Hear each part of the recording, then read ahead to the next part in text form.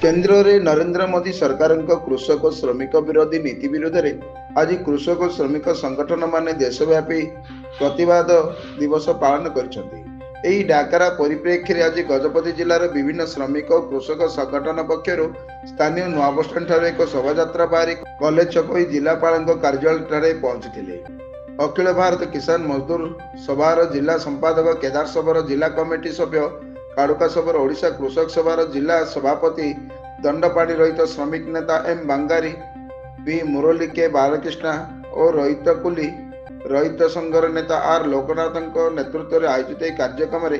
वक्ता माने मोदी सरकार जन विरोधी नीति तीव्र समालोचना करते। शेष एक प्रतिनिधि दल महामहिम राष्ट्रपति उद्देश्य गजपति जिलापाल एक स्मारक पत्र प्रदान करते।